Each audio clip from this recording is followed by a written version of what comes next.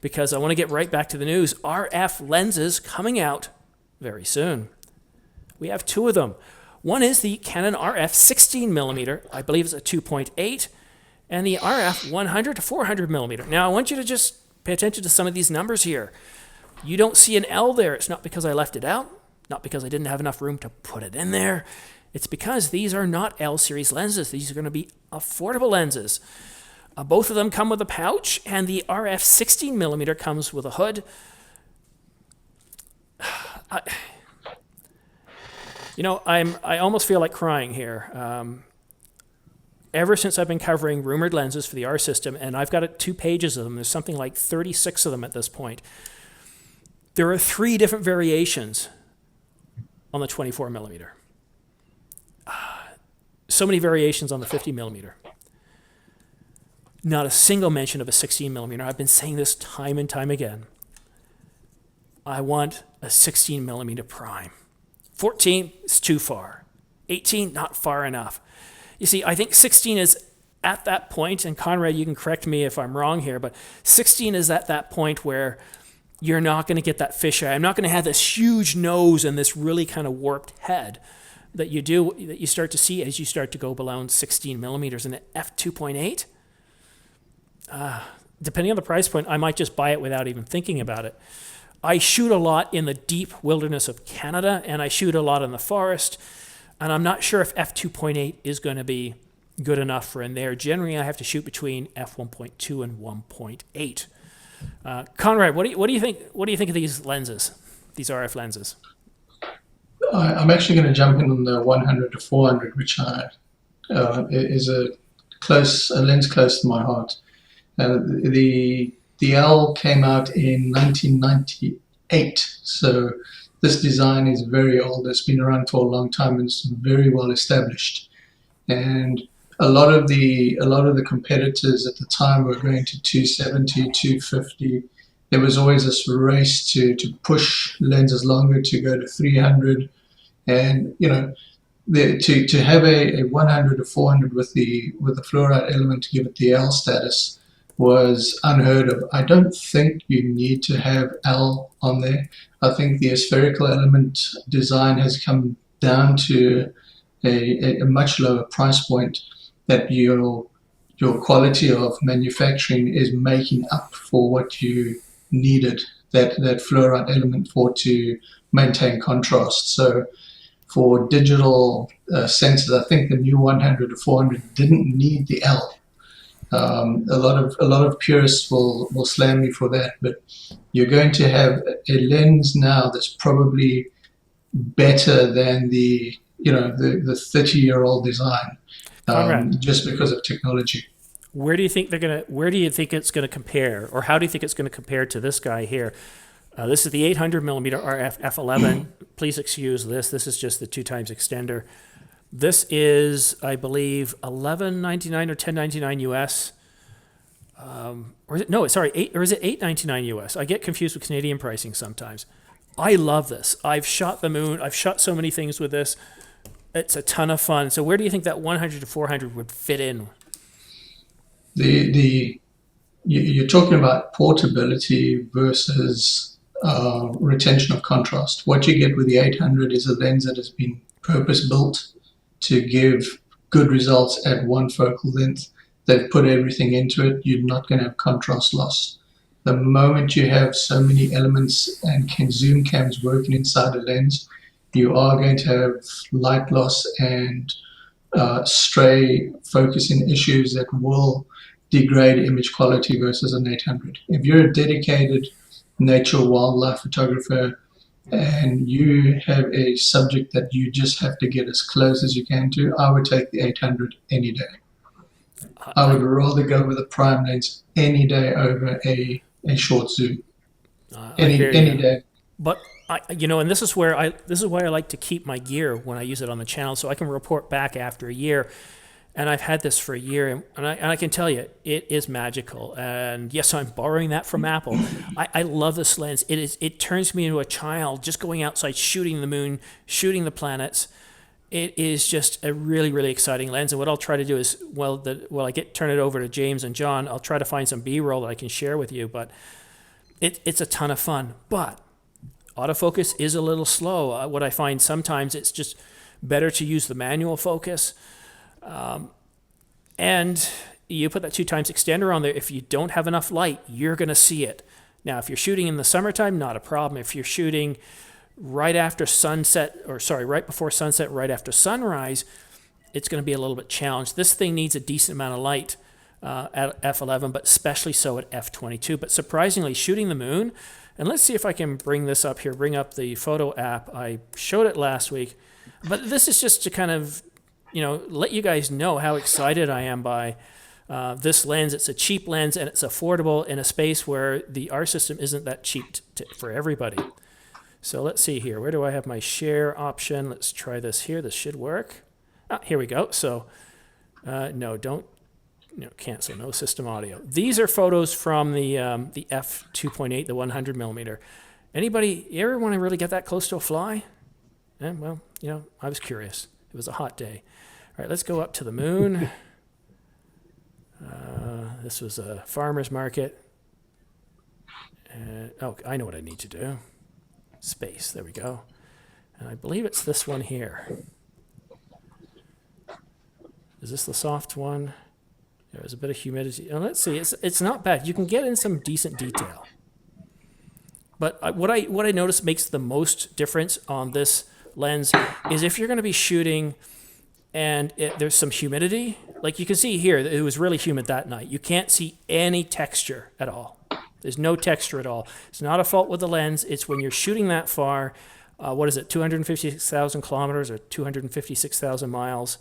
Here we go. This is the one that's really close. Look at this. Look at how close we can get in there. And then you start to see it fall apart a little bit. That's truly incredible. And the video I have of this, this is just absolutely staggering. The video is just truly incredible. You can see the detail, and it takes up the full screen. And there's one point where I'm doing a flyover of the moon, and I'll try to cue that up for you guys later. Very, very powerful lens. So I think this 100 to 400 is going to be amazing. But John, what do you think? Would either of these two lenses interest you? Up until maybe a couple of weeks ago, I would say very much yes, but I've happened to have a couple of lenses that kind of fill the gaps of both of those lenses. But just talking in a vacuum, the one that would interest me the more of the two is maybe the 16. Now, I'd be interested to find out what Canon's idea of affordable is. Right now, I mean, they don't even make a 16 millimeter prime for EF mount, much less the RF. So I'd be interested to see which is what I'm interested to see what they do. And there are third party makers. There are third party makers that make a 14, for like about $7.99. I think was the price I saw for Samyang's or something like that. So 16 prime, I think would be pretty good. But I really want to see what the price John, point let me would ask be. you this. So we know that the EF Nifty 50 is about, 150 or less. The RF version is around $200. Yeah, I think the Nifty 50 and EF is about $99, and the RF is $199. Yes. Now, the 24 millimeter that we currently have on the EF, what's the price on that one? Who can be the first to answer that? The price on the 24, approximately. What's the price on that one? 24, it's over $1,000, I'm sure. 24L or 24 like the affordable the STM? one, the STM. 150. So if we're thinking affordable, would it be? I don't know. I would know because I had that lens. Yeah. I don't know. I sense it's going to be somewhere between the 200 to 250 price point. For the STM. Oh yeah, that's the pancake lens. That's what that is. Yeah, I think it's around there. Yeah. So it'd be interesting. It'd be interesting. I mean, the 100 to 400. If I hadn't just bought the 100 to 500, I would definitely be interested in the 100 to 400. And I was very lucky to get that lens, which actually it's funny. You talked about how close you want to get to shoot a fly. Actually, in my case, it was about a foot, but not with that lens. It was with the 100 macro that I also just got a hold of. Yeah. And both of those lenses are in my last video for those who want to check it out. But they're both interesting. I know the EF 100 to 400 is a really great, really well regarded lens, especially the most recent version of it. Was the Mark III? I guess it is. Yeah. So or R2, I forget because they revise them so often. So I'm sure it's going to be a great lens. Yeah, no, I no doubt that. Now, James, I'm not going to ask you this question because I know which story you really want to talk about. You're probably going to take up most of the talk time here. I don't know if I want to get to bed by at least one or two. But before I let you speak, I just want to take a look at a couple of comments here because they're germane to the current conversation. Tech Advisor asked, my question is, when do you think Sigma will develop the RF mount? That was actually the one I was actually about to respond to actually as well. Take it away then, James. Yeah, the problem is that Sigma development right now, I believe the issue is that Canon is sort of keeping their RF technology, especially when it comes to the electronic bits, really close to the chest. So nobody really has it. The reason why companies like Rokinon and Mica are able to put out lenses is because they're basically manual, so they don't need to worry about the electronics. They just need to build the glass and build it for the RF mount. So that's really the thing that's sort of holding back a lot of third parties, that Canon's holding the electronic things information they would need really close to the chest. So once Canon gets that information out, then they'll be able to. But I think Canon right now is really just trying to get people into getting their lenses. Now, I'll just be quick. The 16 millimeter is the one that interests me the most, especially for like traveling. Like it's a nice travel. I can even see it if you're trying to get into real estate, do real estate videos. Like the 16 millimeter is like perfect for that. Yeah, no, I think it's. I personally, I think I'm going to have to get it. All right, I was looking around. All you need now is that unlimited record on the R5, and then you got almost everything you want from Canon. Well, you know what? I have it because when I'm out shooting my personal stuff, it's generally no more than a minute at most. And for YouTube, with the R5, I can't shoot without the Ninja. It's not like shooting with the Sony, with the A7S III. The Canon forces you, you've got to be a professional. You got to know a lot of stuff. You can't just go in manual and expect everything to look good. You need to make sure that the IRE is right. You need to make sure exposure. You got to fiddle with everything. You got to get it exactly right. And I find that doing that with the in-camera tools are not sufficient. The histograms just don't work. Seeing what the lightest and the brightest doesn't help me. I can look at that and, so here's it's reversed here. So you got the highs, so you got the highs on this side, you got the lows on this side, and your middle gray could be it could be all the way down here. And you can't tell that unless you have a waveform hooked up. So that's why the histograms can be helpful and show you if you're peaking. It can't tell you if you've overexposed yourself. Yeah, that's one of the things I've always said. The R5 would be perfect for three things: a waveform or false color, unlimited recording, and I forgot what the last one was. Better exposure control. That's based do exposure control based on the focus point. At least have it as an option. Sony does it. How hard could it be? If you like this video, well, stay tuned. I've got more of them coming. But keep in mind, this is a pre-recorded segment from my weekly camera news live show, which is every Friday between 8 o'clock and 10 o'clock Eastern Standard Time. And if you like covering the news and if you would like to collaborate, well, then join me live Friday nights where you can ask questions and interact with the panelists. And panelists cover a range of the camera industry. We have photo experts and video experts. We have camera news or industry insiders. And once in a while, I have some guests from other channels such as Jordan Drake or Dan Watson.